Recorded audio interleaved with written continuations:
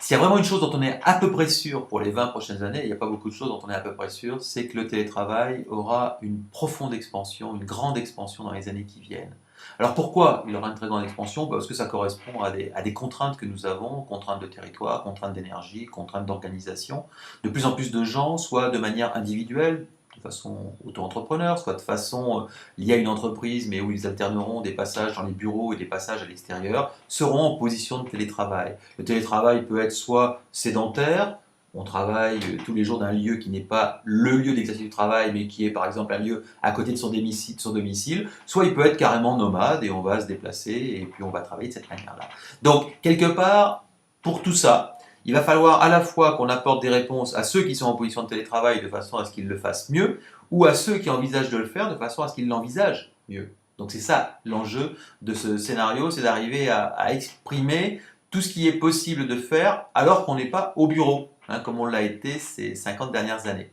Donc pour ça, c'est vrai qu'il y a à combiner trois temps qui sont très importants, qui sont le temps du présentiel, je suis avec les gens, donc je peux réguler finalement mes relations facilement, et le temps distant qui va être un temps distant synchrone, en temps réel, bon, ce qui était le téléphone, mais qui est la visio aujourd'hui, la webconférence, et le temps distant asynchrone dans lequel on va pouvoir mettre de l'information quand on peut et la consulter quand on peut. Et c'est la combinaison de ces trois temps, le présentiel, le distant synchrone et le distant asynchrone, qui va faire justement qu'on va avoir un bon équilibre professionnel et qu'on va enfin pouvoir devenir un télétravailleur zen. Donc ce qu'il faut apprendre justement, c'est à maîtriser ces outils dans les différentes postures que l'on peut avoir, que l'on soit en sédentaire ou en nomade, que l'on soit sur un ordinateur ou sur un téléphone d'une certaine manière,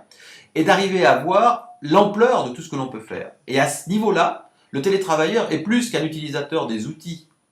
du Web 2, il est aussi le promoteur de ces outils du Web 2. Parce que s'il veut pouvoir avoir la possibilité d'échanger et de travailler avec les autres, il va falloir qu'il les vaccine et qu'il les fasse entrer dans la boucle de travail du Web 2. D'où l'importance d'un scénario comme celui-là, qui est à la fois un scénario que les télétravailleurs vont découvrir, s'approprier et ensuite réémettre vis-à-vis des publics avec lesquels ils travaillent. Et à ce niveau-là, il y a donc au moins trois dimensions qui sont très importantes pour un télétravailleur. D'abord, qui va être de gérer son information, de façon à l'organiser, la capitaliser, la veiller, la structurer. Ensuite, il va falloir rencontrer à distance pour arriver à fonctionner, à travailler avec les différentes